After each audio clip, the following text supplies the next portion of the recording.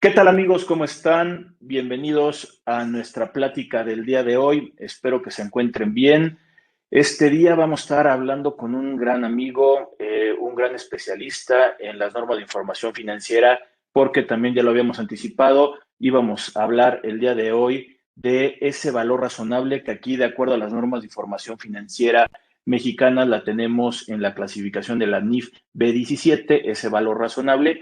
Y también vamos a tocar por ahí algunos puntos de lo que me dice la norma internacional, la IFRS número 13, que habla justamente de igual manera de esta medición del valor razonable, obviamente considerando que el CINIF fue el que emite esta norma NIF B17 y el IASB sería el que estaría emitiendo la IFRS número 13.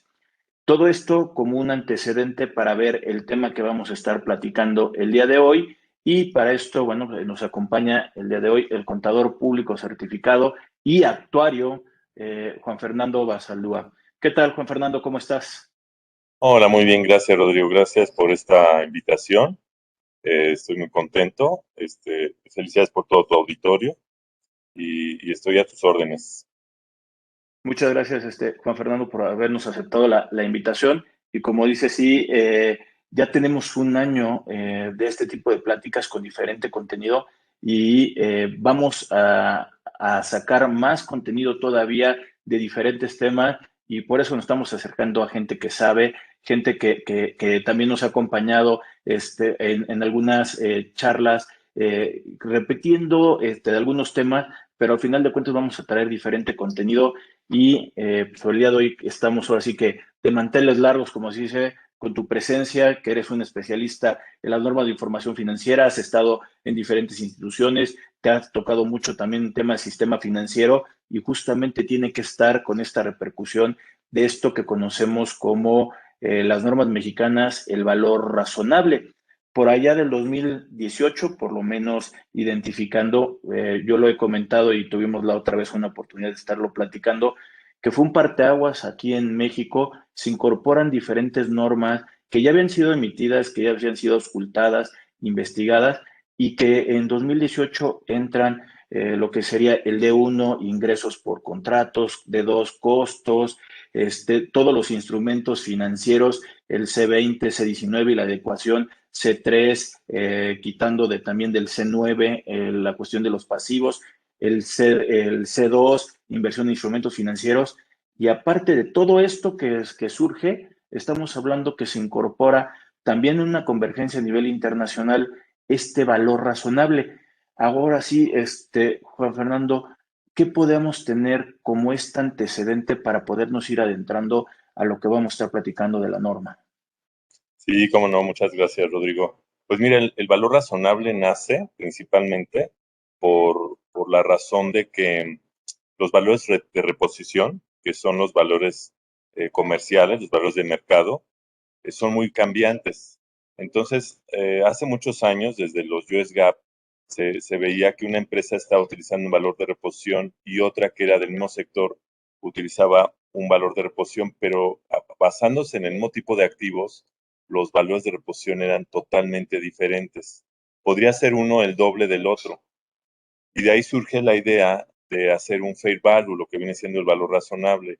Y entonces, ¿en qué consta el valor razonable? La base principal es sí utilizar como parámetro un valor de mercado que sea observable, pero que sea alcanzable también. O sea, que sea un valor de mercado donde yo podría decir, oye, voy a comprar una computadora, pues va a haber un valor de mercado, a ver, vamos a ver qué dice Surcorea, ¿no? No, espérate, Surcorea está demasiado lejos, además hay unos costos de transporte muy altos que va a hacer que te traigan el activo hasta acá, entonces no tiene caso que te vayas a un mercado que no es alcanzable y que sea antes observable a través de los medios electrónicos, a través del Internet.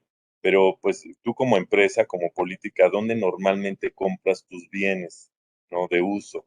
Ah, no, pues en tal lado, en tal lado. Ah, bueno, pues esos son realmente los observables, son los que tenemos que ver, porque si no se va a hacer muy, muy disparada la diferencia entre un valor con otro. Entonces, este fair value, este valor razonable, lo que pretende es precisamente llegar a un valor que sea comparable.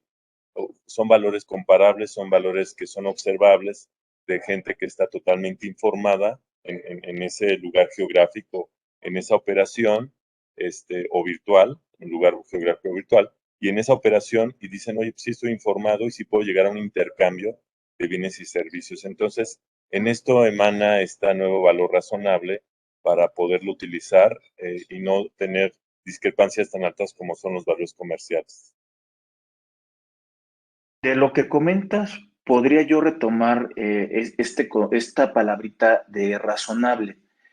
Me gusta irme también a la base para poder identificar que esta palabrita aquí en las normas mexicanas no es nueva. De hecho, la presentación con base en las normas de información financiera se le conoce que está razonablemente presentada. Tanto es así que los informes de auditoría o la opinión de auditoría dice los estados financieros presentan razonablemente la información financiera porque en un contexto de una realidad es muy difícil que nosotros podamos abstraer la operación, que serían las transacciones, transformaciones internas y otros eventos, y plasmarlos en la información financiera. Pero se trata de buscar eso, el mejor objetivo que sería el tener la información financiera y que cubriera las características cualitativas de esta información financiera.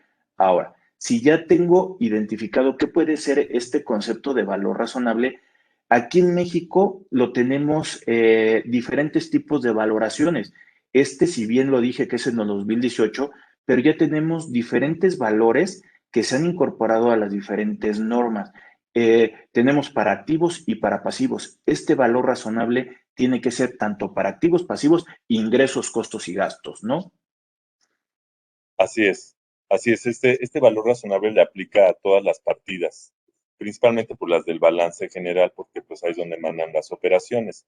Entonces, el valor razonable está dado, vamos a decirlo así, y efectivamente, como tú dices, es un valor razonable porque está más ad hoc a la información financiera, a decir, oye, sí es razonable, ¿no? Porque realmente el término fair value, en una interpretación literal, significa valor legítimo, pero ya en la interpretación al español le han dado el valor justo o el valor razonable. Entonces, tener un valor razonable en activos y pasivos significa un valor donde se haga un intercambio que sea más ad hoc a la operación y que no tenga sesgos. Algo que debe tener un valor razonable es precisamente que no tenga sesgos, ¿sí? Entonces, el no tener sesgos significa que las dos partes están totalmente de acuerdo con el intercambio de bienes o servicios y pueden llegar a un intercambio transparente y donde ambos tengan la aceptación de esa operación. De esto también, ahí, Juan Fernando, estamos hablando que este valor razonable en muchos de los casos se puede equiparar a ese valor de mercado, pero es más amplio este concepto de valor razonable. De hecho, de acuerdo a las normas mexicanas, tenemos una A6 que me habla de la evaluación, donde yo tengo valores de entrada, valores de salida, identificados con reconocimientos iniciales, reconocimientos posteriores, que en normatividad internacional se le conoce como medición. Para efectos de nosotros, estos valores de entrada tenemos el costo de adquisición, costo de reposición, costo de reemplazo, el recurso histórico, tenemos valores de salida, el valor de realización, el valor neto de realización, valor de liquidación, valor neto de liquidación y el valor presente. Adicional, ¿sería este valor razonable o todo esto más bien sería el valor razonable? No, este sería el valor razonable, este último. Y todo lo que tú acabas de comentar, muchas veces se utilizan como parte de los enfoques de las técnicas para lograr un valor razonable. Por ejemplo, hablaste del valor presente y el valor presente se utiliza como una técnica financiera que se utiliza en la evaluación para reconocer un valor razonable. Entonces, vamos a pensar en unos instrumentos financieros cuando hablamos de ingresos. Sabemos que el ingreso es un enfoque que se tiene para efecto de determinar un valor razonable y se utiliza un valor de uso, unos flujos netos descontados. Entonces, esos flujos netos descontados, o sea, al final es un valor presente para llegar a un valor razonable, pero no en todos los casos es igual. En algunos otros casos debemos utilizar un enfoque de mercado, como aplicar los diferentes tipos de factores que nos dan las fórmulas para evaluar, todas las técnicas de evaluación de mercado. Entonces, hay proporciones, hay tasas, hay una serie de cálculos con respecto al capital, con respecto a resultados, y esos cálculos les llamamos pues factores, tiene un nombre específico, pero son factores que nos ayudan a poder identificar bien cuál es el valor razonable en este caso. Sobre lo que comentas también de las fórmulas financieras, este valor presente y lo incorporamos también el valor futuro, también lo tenemos como un antecedente esas fórmulas financieras de interés compuesto y el interés simple, que realmente es el cambiar los términos para hablar de este tipo de formulaciones. Y ya actualmente las normas de información financiera ya la tenemos en diferentes normas. Podemos tener un valor presente en arrendamiento, norma internacional o norma mexicana. Lo dices en los instrumentos financieros por pagar, cuando son más de un año, tenemos que hacer por ahí determinar un valor presente. Para el C20, instrumentos financieros por cobrar principal e intereses, también lo tenemos que estar haciendo en algunas mediciones del C2 de inversión de instrumentos financieros que serían instrumentos financieros para cobrar y vender. Entonces, cada vez estamos utilizando más este tipo de fórmula, es más, para efectos de determinar el deterioro, que el deterioro lo utilizamos como traer valores presentes de unidades generadoras de efectivo y que propiamente no tiene que ver con una evaluación en sí, que no te está dando un valor de los activos, pero sí es cuánto te estaría generando un efectivo o un recurso, estos activos, el día de hoy a comparación de un valor en libros. Todo esto que estamos hablando, que son formulaciones, forma parte de ese valor razonable, pero sí tenemos también un costo histórico que aquí el CINIF no es que le guste, pero procura mucho el que nosotros estemos utilizando ese costo de adquisición que en términos fiscales se llega a identificar como monto original de la inversión o el monto histórico, ¿no? Sí, sí, totalmente de acuerdo. Sí, todos estos valores, Rodrigo, son valores que, así como tú comentas, ahora utilizamos el valor del dinero en el tiempo para poderle dar un valor más razonable a todas las cifras, porque el valor razonable tiene un objetivo principal que no aparece en la norma, es hacer que la información financiera sea más bursátil, sea más negociable. Entonces, ya ahorita ver unos estados financieros no tengo que hacer muchos ajustes con esta nueva norma de información financiera para poder saber cuánto vale con sus flujos de efectivo traídos a valor presente, cuánto vale el negocio como tal, ¿no? Con esa técnica o comparándola con el mercado. Es decir, que si yo ya tengo las normas financieras, sean mexicanas o internacionales, yo ya puedo hacer una comparación directa con otra empresa del mismo sector que también utilice las normas mexicanas o las normas internacionales, y con eso es suficiente para poder saber cuál es su valor en los múltiplos que deberíamos de traducir, por ejemplo, como técnica de evaluación. Entonces, sí, efectivamente, el valor razonable está hecho para que nos salgamos un poquito de lo que es el valor contable y no pensemos de todo lo que venimos calculando a través del tiempo, sino, o en manera histórica, como tú decías, o costo de adquisición, sino que ya hay un valor actual, que a lo mejor lo estoy diciendo mal, pero es entre tantos mediciones, pero es un valor razonable que me permite poder hacer más bursátil las cifras de mi empresa. Entonces, sí es correcto. Ahora, además lo que está atrás, lo que está atrás de esos valores, pues son técnicas de evaluación. Porque, por ejemplo, yo me voy a los intangibles y dices, pues yo tengo ahí un intangible, sí, pero ¿cómo lo compraste? Lo compró otra empresa. La técnica que utilizó fue a un nivel 3 la empresa para adquirirlo y darle un valor que esté ad hoc con un valor razonable, y para eso se fue al nivel 3 donde aplicó fórmulas y dijo, esto es lo que vale este intangible. Entonces ahí ya está utilizando valores de valor razonable. Ahora vamos a pensar, una institución del sistema financiero, una SOFOM, tiene una cartera por cobrar.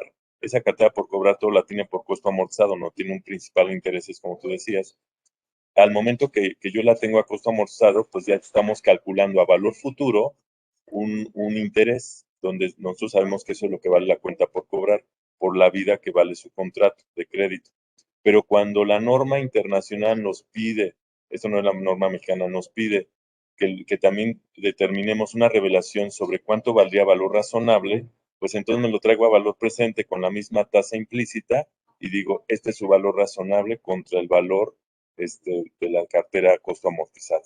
Entonces, no solamente lo que muestran los estados financieros, sino todo lo que traen atrás son muchas veces valores son valores de valor del dinero en el tiempo, porque son las técnicas financieras para llegar a valores razonables. Por ejemplo, un derivado, un forward, lo que hay detrás de un forward, pues es un valor presente, porque quien construyó el forward o quien nos viene evaluando, que es un proveedor de precios, va haciendo proyecciones financieras con las mismas tasas implícitas del forward y los va trayendo a valor presente y es lo que nos va mostrando como los valores razonables que nos cobra un dineral para que podamos poner el valor razonable de la cuenta de ese instrumento financiero derivado, por ejemplo. Entonces, sí tenemos una transformación total de todas las cifras, de costos de acción o valores históricos a valores razonables.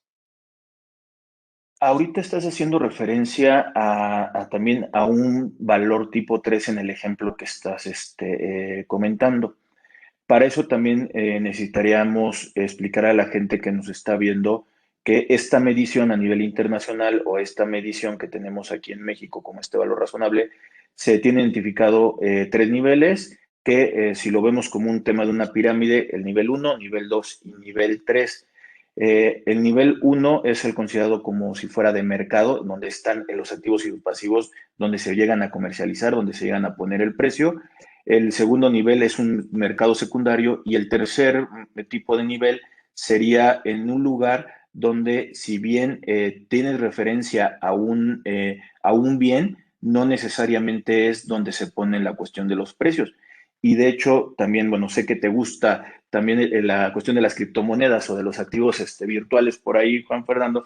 Y, por ejemplo, aquí en la norma mexicana, que ya es una nueva norma, C22, C17, como normas nuevas aquí en México, ya traen implícito este valor de mercado, este valor razonable, pero en las criptomonedas no te dejan utilizar el nivel número 3.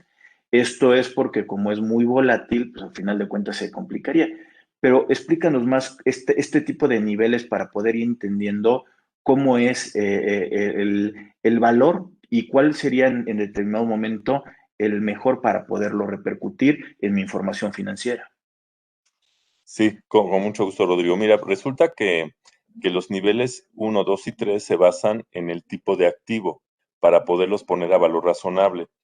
Al final no existe uno que sea más ad hoc en la empresa, más bien al tipo de activo o de pasivo. Por ejemplo, el nivel uno se refiere, como tú más o menos lo comentaste, es correcto, decías, lo tomo tal como está en el mercado y es el que le pongo a mi activo. Y esto es porque mi activo se tiene que estar moviendo muy pegado al mercado. No hago ningún tipo de ajuste y ese es mi valor. ¿Qué podríamos tener ahí? Pues podríamos tener instrumentos financieros que son de mercado y que solamente se basan del mercado como todos los bonos gubernamentales, donde digo, pues es que lo que diga el mercado es lo que vale, no le puedo cambiar, ¿no? Cuando hablamos de un nivel 2, el nivel 2 es cuando ya hacemos algún ajuste, porque resulta que el mercado sí nos da ciertos parámetros, pero las características de los activos no son iguales muchas veces. Son parecidos o forman parte de las mismas familias, pero van a cambiar. Entonces yo tengo que hacer algunos ajustes parecidos.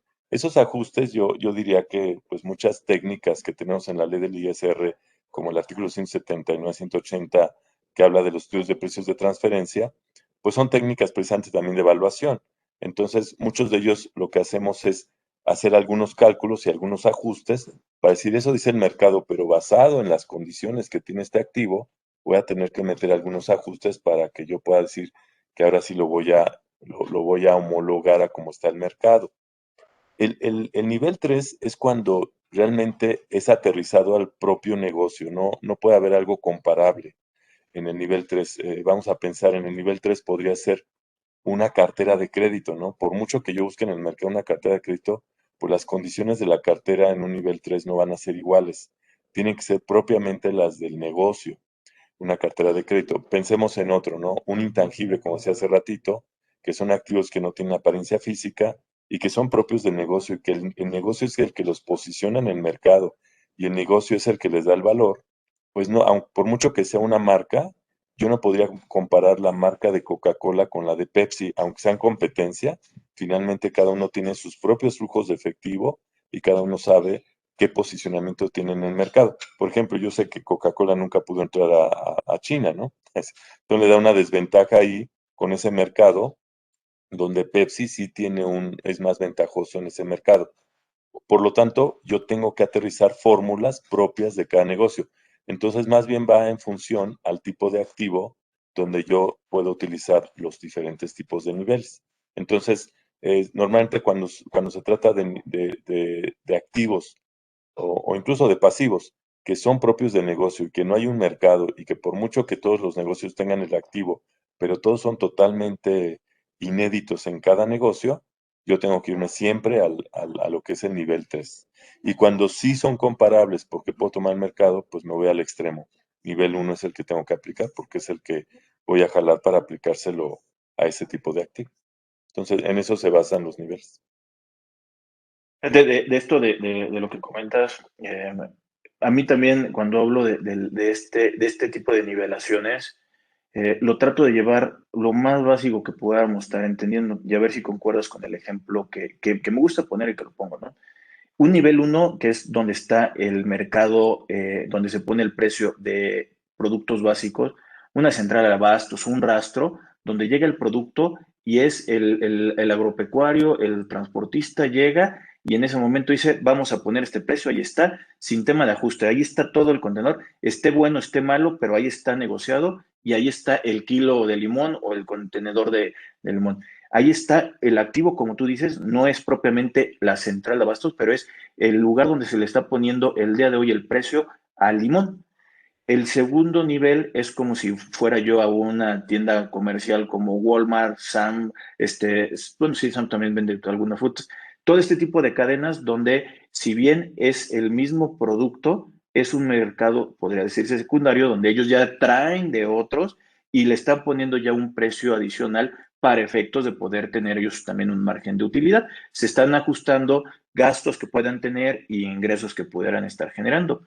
Y el nivel número tres es, yo tengo una ventanita en mi casa, pongo venta de limones, ya sea que la haga limonada o la venta de limón, y de acuerdo a lo que puede ser un antecedente mío de cuánto me costó, cuánto tiempo lo tengo, le pongo el precio y al final de cuentas me va a comprar la gente que va a pasar por necesidad, pero no hay alguien que esté regateando ni me esté diciendo cuánto lo menos. Ahí están los precios en cada uno de los niveles y cada uno sería su diferente ponderación económica de esta nivelación, de este valor que puede tener los niveles, ¿no?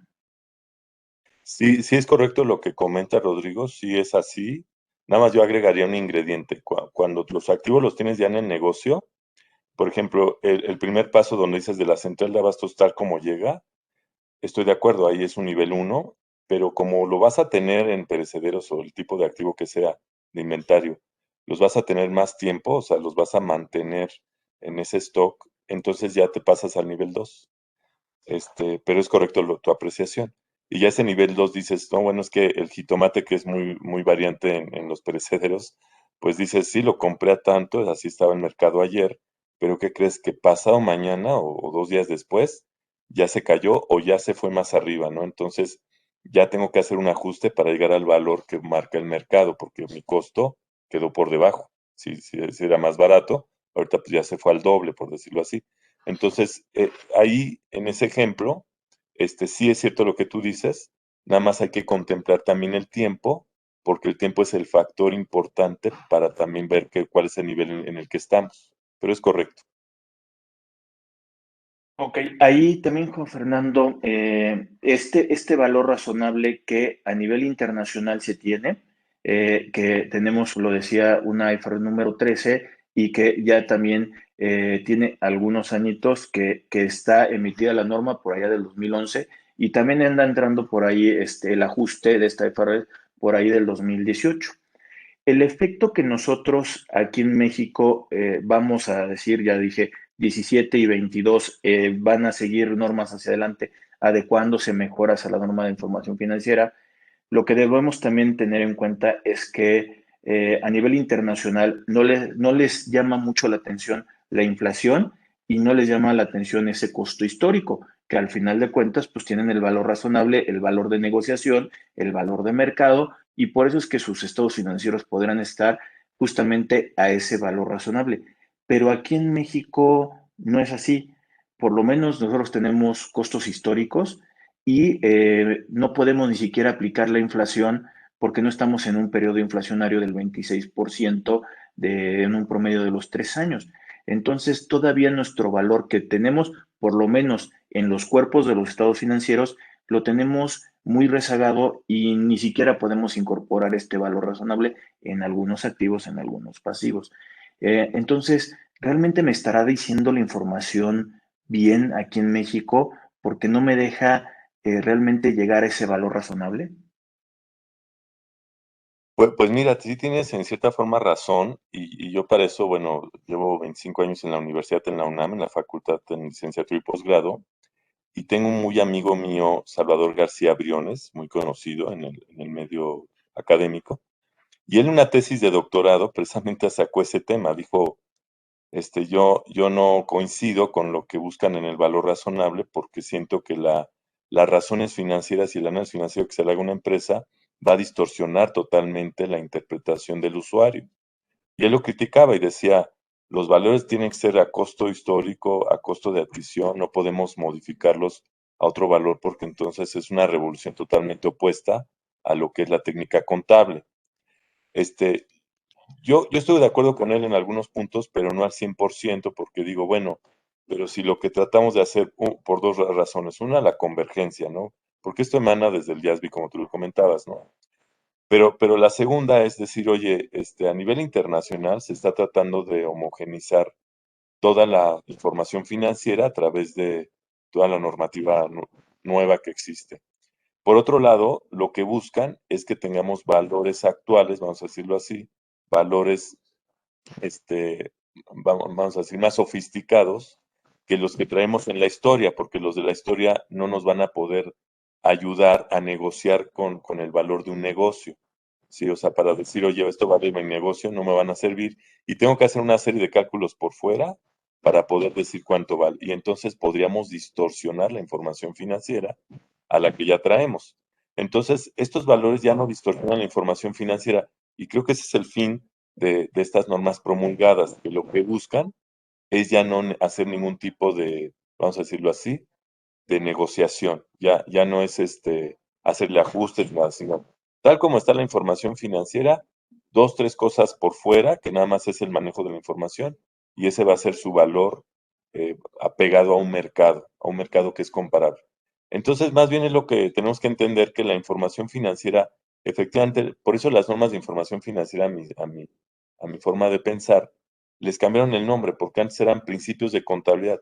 Ahorita el contador dijeron, bueno, el contador ya hizo su chamba, hay que hacerlo a un lado, ya los principios de contabilidad pues ya no son, porque realmente nos estamos basando en normas y en normas donde ya no solamente entra el contador, sino los que la usan, la información financiera, los que la preparan, los que la interpretan, los que negocian, los que invierten, todos. Entonces ya estamos hablando de una serie de usuarios que ya no lo vinculan con el contador. El contador puede estar haciendo su contabilidad y su contabilidad va a estar en los libros, pero cuando yo veo la información financiera presentada de acuerdo a NIF o IFRS, pues va a haber una transformación total, porque voy a ver partidas que no tenía yo aquí, agrupaciones diferentes, etcétera, porque la están adecuando a la evaluación, a la presentación, a la revelación ahora de las normas.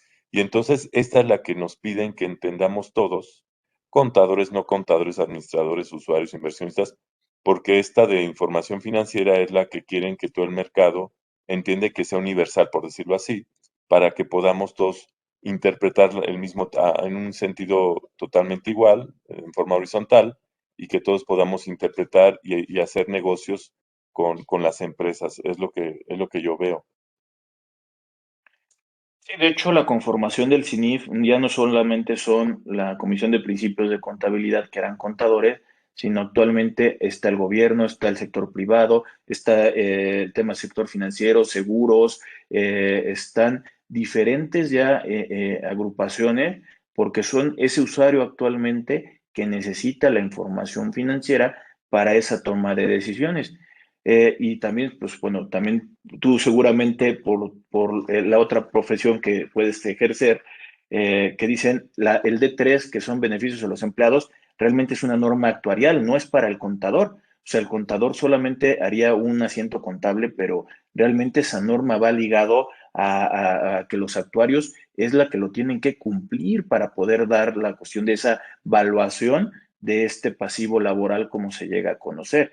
Entonces, realmente, como dices, hay más gente que ya el día de hoy está metida, pero de todos modos aquí en México nos va a seguir generando una confusión de por qué en algunos casos estamos utilizando un valor histórico y no nos permiten poner algo más y por qué a nivel internacional y ahorita con esta definición de que dices de las nuevas normas de información financiera, con fórmulas financieras, con instrumentos financieros, es qué es lo que va a pasar, no me voy a perder en el camino y cómo se lo voy a explicar a un usuario de la información, pyme hacia abajo, cómo le voy a explicar por qué razón están cambiando sus estados financieros.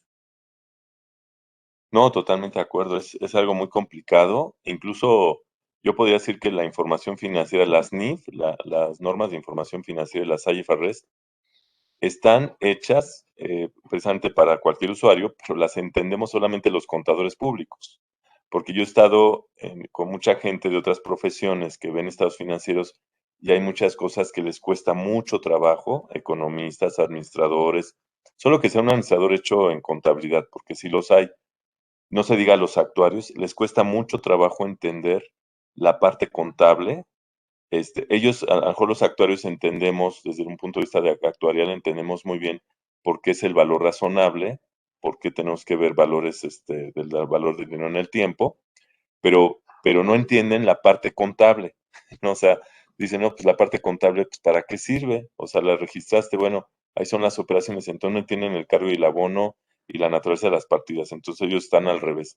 Pero casi ninguna profesión las entiende. En nuestro país, basado en que pues la mayoría de los negocios son pyme, pues yo siento que pues sí estaremos sacándoles un poquito de lo que es una operación normal y metiéndonos a un mundo que va a ser muy difícil que lo puedan entender. Porque si ahorita ya no entienden por qué tienen una cuenta por cobrar y por qué el ingreso y por qué tienen que hacer estimaciones o pérdidas críticas esperadas en sus cuentas por cobrar o por qué tienen que deteriorar, a mí me ha costado también mucho trabajo que entiendan los clientes por qué tienen que deteriorar, que es algo financiero y no físico, pues menos entienden los valores razonables que se tienen que ajustar en ciertas partidas. Eso es contundente. Ni las grandes empresas lo entienden muchas veces, ni las empresas pequeñas. Y entonces una empresa más sofisticada, por ejemplo, cuando yo trabajo en un banco, de todas formas en la institución llega el auditor y dice, aquí hay que hacer este ajuste y todas las áreas que intervienen dicen, a ver, vamos a ver por qué, sí, pues es que hay que meter un valor razonable, ok, vamos a meterlo y lo hacen, pero muchas de las áreas que participan no están entendiendo por qué tienen que meter un valor razonable y entonces su excusa o su justificación es decir, pues es que así lo pide el auditor y se está basando en una norma internacional y ya. Pero, pero eso significa que si una institución que es sofisticada, ¿no? Como es el caso de un banco, pues ¿qué será una empresa pyme que pues no tiene gente tan especializada y que de repente le pidan que tiene que mostrar valores razonables? Yo creo que sí es algo muy complicado. Y si nos vamos de todos modos con algo de que un empresario conoce como un proveedor, como un acreedor y que ya ahorita es un instrumento financiero, ese cambio de, pero yo nunca firmé nada, ni hice un pagaré ni nada, ¿cómo le puedes cambiar esa idea?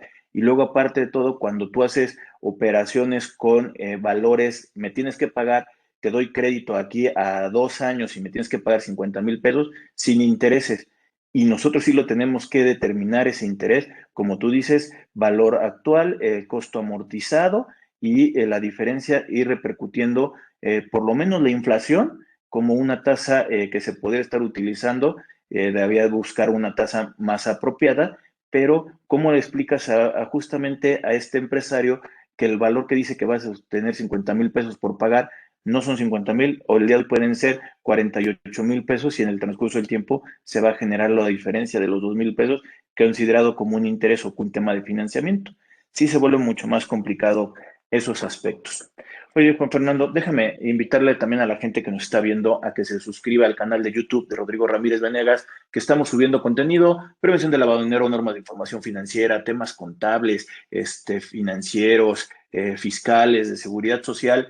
Estamos trayendo gente experta, especialista, como el día de hoy nos acompaña el contador público certificado Juan Fernando Basalúa, que hemos estado juntando este tipo de contenido. Lo tienes para que te lo puedas descargar en cualquier momento, lo puedes ver. Para eso está la cuestión de las redes. También estamos en podcast, nos pueden buscar en diferentes distribuidores de podcast, iTunes, Spotify. Hay diferentes plataformas donde nos pueden encontrar, y también los invitamos a que vean en la página de Facebook, que nos pongan por ahí un like. El contenido lo tienen, hay diferentes contenidos que subimos en las diferentes plataformas, y justamente es para poderles llevar un contenido de calidad con los invitados que tenemos, y que siempre nos dan comentarios muy oportunos y necesarios para ejercer nuestra profesión o para poder ver qué es lo que viene más hacia adelante. Juan Fernando, algo para ir cerrando nuestra sesión del día de hoy, que creas que nos hace falta de hablar de este valor razonable. Pues yo te podría complementar solamente en decir que solamente los contadores públicos que más entendemos estas conciliaciones entre un valor, vamos a decir, de costo o valor histórico con un valor razonable, somos los únicos que podemos transmitir a nuestros clientes, a la gente de otras profesiones, a las empresas, cuál es la situación y por qué los cambios y por qué tenemos que hacer esos ajustes, y sobre todo hacerlos valer. O sea, nosotros como profesión debemos de buscar hacer valer, darle el peso a la información financiera, porque no hay alguien que nos sancione. Solamente en una interpretación jurídica penal donde el afectado tenga que recurrir a medios técnicos para decir, sí lo hizo mal y vamos a buscar peritajes, pero realmente nadie va a poder identificar esas fallas más que nosotros. Quienes hacemos o le damos el peso a la norma, solamente es nuestra profesión. Entonces, al final ya está hecha, ya la tenemos ya son normas promulgadas, son normativas que se están aplicando y que se deben de aplicar en forma sustancial siempre, o sea, por importancia relativa, pero que solamente nosotros somos los que hacemos que se cumplan. Y no solamente como en la posición de auditor, sino también de contador, de contralor, en todas las posiciones que rolemos como consultor, darles el peso, porque muchas veces el empresario dice, no, pero si no lo pongo, no va a haber problema. Y por no perder el cliente, un auditor puede decir, está bien, no te preocupes, no te pongo la salvedad. Entonces, sí, solo sí, nosotros somos los únicos que podemos darle el peso a la normativa y tenemos que promover que sea siempre apegados a la ética profesional. Es todo. Y aunado a esto, que hace unos días justamente estábamos festejando el Día del Contador, de la dignificación del contador o del profesionista. También te felicito, ya pasó, pero muchas felicidades por el Día del Contador, y también a todos los contadores que nos están viendo, muchas felicidades por su día. Y como dices, no solamente la información financiera, sino vamos a seguir siendo analistas de la información fiscal, financiera, de seguridad social. Nuestra profesión es una profesión tan necesitada de ese especialista de diferentes áreas de nuestra profesión. Lo vamos a seguir necesitando. Formamos parte, y para eso también necesitamos nosotros evolucionar.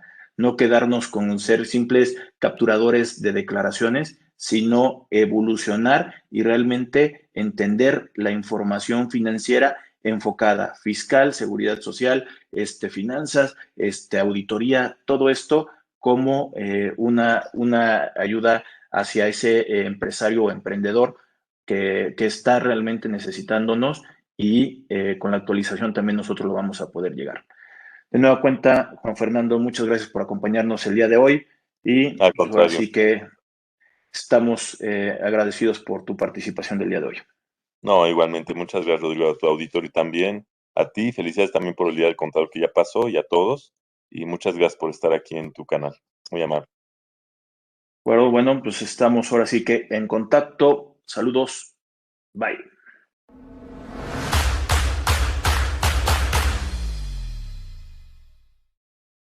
Si llegaste hasta aquí, te pedimos que te suscribas al canal de YouTube de Rodrigo Ramírez Venegas y también que nos apoyes dándole like a la página de Facebook. Te recordamos que si tú quieres saber más de 10 datos rápidos que te pueden llegar a servir en tu día a día, apriétale aquí lo estamos poniendo. Y también te sugerimos que le puedas dar like a esta lista, que lo que te va a ayudar es a darte contenido de las entrevistas que estamos realizando a través del canal. Suscríbete.